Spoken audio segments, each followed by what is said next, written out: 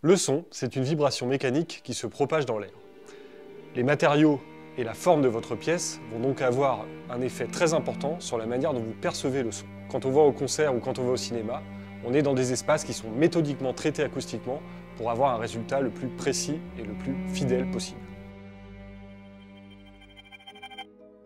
Pierre-Alexis Delageau est acousticien chez 3dB West. L'exemple type, c'est quand vous allez écouter vos enceintes, enfin des enceintes dans un magasin comme hi-fi 35, vous les achetez et vous les ramenez chez vous. Et évidemment, vous allez vous rendre compte qu'elles ne sonnent pas comme chez vous, comme dans le magasin hi-fi 35. Et il va nous aider à comprendre comment optimiser notre écoute. Alors, la première chose, et je pense que beaucoup l'ont entendu quand on est passionné de musique et d'écoute, c'est qu'on dit qu'on écoute une partie de la pièce quand on écoute ses enceintes. Et donc, certains sortent le chiffre de 50-50, c'est-à-dire on écoute 50% son enceinte, 50% sa pièce. D'autres disent 70-30. Je ne sais pas quelle est vraiment la vérité. Ce qui est sûr, c'est qu'effectivement, le rendu de votre système hi-fi dépend énormément de l'acoustique de votre pièce. Si, comme l'a dit Pierre-Alexis, la pièce joue un rôle majeur et représente entre 30 et 50% de l'écoute finale, on ne peut plus parler que de matériel. Il faut reconsidérer notre approche et prendre le temps de comprendre notre pièce d'écoute. Aller vers la haute fidélité demanderait aussi de faire un détour vers l'acoustique. J'aimerais tout de même qu'on creuse un peu plus les implications physiques avant d'en savoir plus. La durée de réverbération, c'est le temps que met, du coup, le son à diminuer dans une pièce. Et notamment, on parle par exemple, le niveau sonore doit chuter par exemple de 60 dB, on parle donc de TR60, qui est le temps de réverbération sur une chute de 60 dB dans la pièce. Donc on envoie, pour la mesure par exemple, pour mesurer ce temps, on envoie un son à plus de, par exemple, 90 dB, et on attend de voir, quand on coupe le son, combien de temps met le son pour descendre en dessous de 30 dB. Donc ça, c'est un critère acoustique, le temps de réverbération, qui est parmi les plus connus et les plus utilisés, et utile aussi en acoustique des salles, mais aussi pour juste caractériser votre pièce, pour une écoute, pour pouvoir avoir une écoute qualitative. D'accord. Si la notion de temps de réverbération vous semble encore floue, elle est pourtant très commune. Imaginez-vous en train de taper dans vos mains dans une cathédrale. Le temps de réverbération serait la durée pendant laquelle on entend encore le son après son émission initiale. Mais le temps de réverbération est aussi adossé à un autre concept, la distance critique. Alors la distance critique, c'est une distance qui est, on va dire, définie, qui dépend énormément de la réverbération de votre salle, votre pièce. Et en fait, c'est à quel endroit dans votre pièce le son direct qui vient de vos enceintes est, on va dire, équivalent au son réverbéré de la pièce. Et donc à ce niveau-là, la logique, c'est de dire, enfin c'est pas une logique, c'est mathématique, c'est scientifique, c'est que plus votre réverbération est élevée, plus la distance critique est courte, plus la réverbération est faible, plus la distance critique est longue. Puisque un exemple type, par exemple, dans les studios d'enregistrement, on voit très souvent les enceintes monitoring qui sont placées très proches de l'ingé son. Ouais. C'est en fait, pour plein de raisons, mais la plus importante, c'est se passer essentiellement de l'acoustique de la pièce et donc d'entendre tout ce qui sort de l'enceinte et avec le plus de détails possible. Donc on veut avoir le champ direct au plus proche. Bon. Voilà, on veut être vraiment uniquement dans le champ direct. Et par exemple, dans une pièce qui a une réverbération très importante, on peut rechercher cette réverbération importante pour certains styles musicaux, des opéras, des grandes orchestrations qui nécessitent vraiment une réverbération importante pour mettre de l'ampleur. Là, on a une distance critique qui est très très courte et on est très loin des enceintes, donc on arrive à entendre, nos oreilles en fait, entendent peut-être effectivement 80%, c'est l'acoustique de la pièce. La distance critique varie en fonction de nos goûts musicaux.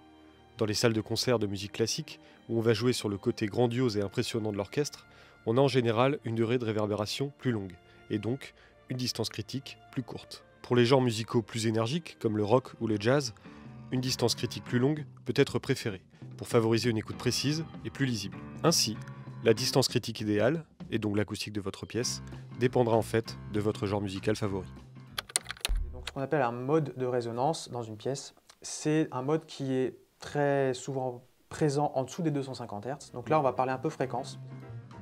La fréquence correspond à l'inverse de la longueur d'onde des vibrations de l'air que nous percevons. Elle est mesurée en Hertz. Les basses fréquences, environ 20 à 250 Hz, sont perçues comme graves et fournissent la profondeur et la puissance dans la musique.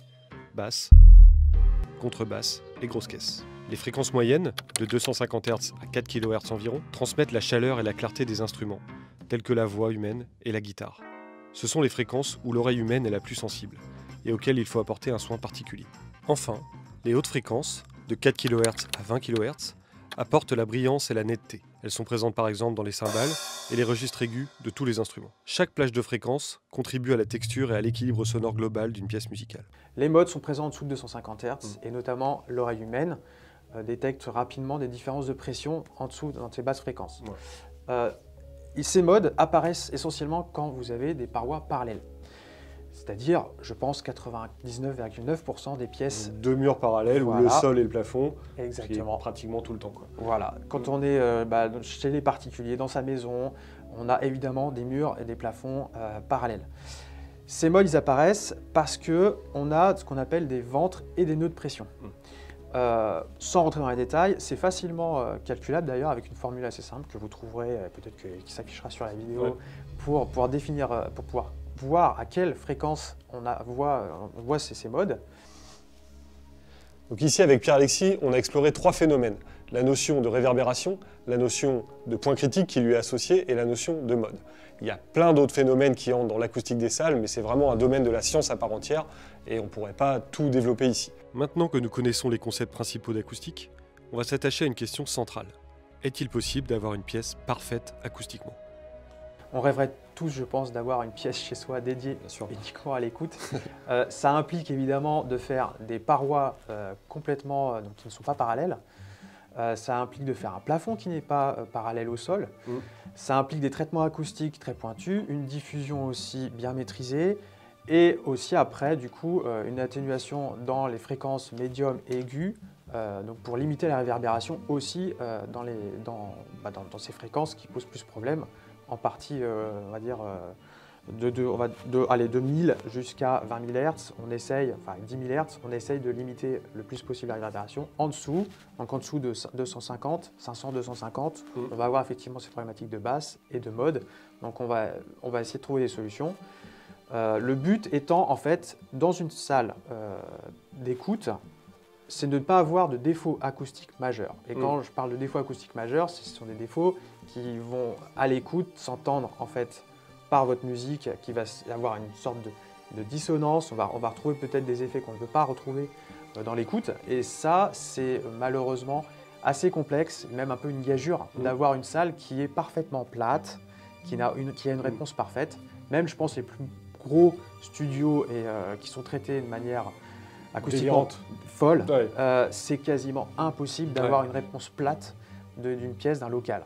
Comme nous l'avons vu, la pièce parfaite n'existe pas. On parle d'éviter des défauts acoustiques majeurs. On sait déjà qu'en haute fidélité, on va chercher une distance critique plus courte pour la musique classique et plus longue pour le rock ou le jazz.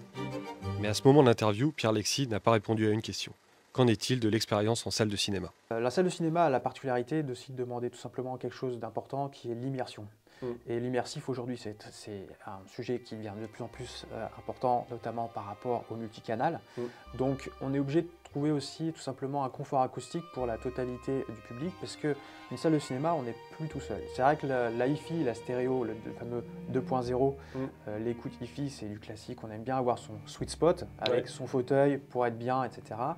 Dans la salle de cinéma, on commence à avoir plus de place pour les personnes qu'on invite pour voir le film. Et donc, on essaye d'avoir aussi une bonne qualité pour la totalité des personnes qui écoutent. Donc, on est obligé d'avoir un champ sonore plus homogène. Et donc, évidemment, quand on limite la durée de réverbération, ça permet aussi de limiter tous ces défauts. Et donc, on essaye d'avoir aussi, évidemment, comme la salle d'hi-fi, le plus possible une réponse plate. Mais c'est aussi très important de ne pas complètement étouffer la salle, puisqu'une salle de cinéma qui est trop absorbante, vous allez perdre complètement en ambiance. Vous allez devoir aussi faire des réglages au niveau du processeur. Et ça va être beaucoup plus compliqué, c'est de trouver une écoute agréable dans une salle de cinéma qui est beaucoup trop atténuée au niveau du son. Maintenant qu'on a exploré les problèmes, on va pouvoir discuter des solutions qui s'offrent à vous pour traiter votre pièce. Les solutions aux problématiques d'acoustique se divisent donc en deux familles. Les solutions passives, qui consistent le plus souvent en un ajout de bass trap absorbeurs ou diffuseurs à des emplacements stratégiques, pas toujours simples et esthétiques à mettre en œuvre. C'est pourquoi il existe une deuxième famille, les solutions actives, qui se présentent sous la forme de produits type processeur et qui traitent le signal sonore à son émission pour éviter de renforcer les défauts de votre pièce.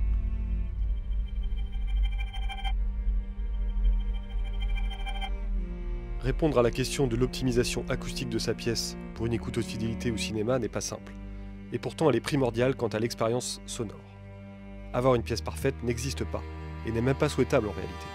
Après une analyse rigoureuse, on peut savoir comment équiper sa pièce pour éviter les défauts acoustiques majeurs. Ouvrir ce sujet permet en tout cas de se rendre compte qu'il faut trouver un équilibre entre la pièce d'écoute et le matériel. Parfois, améliorer sa pièce peut avoir bien plus d'incidence qu'acheter de nouvelles enceintes ou un nouvel amplificateur. Merci à Pierre-Alexis de 3dB West de nous avoir aidés à mieux comprendre les tenants et les aboutissants de l'acoustique des salles. Pour les plus curieux, l'interview complète sera bientôt disponible.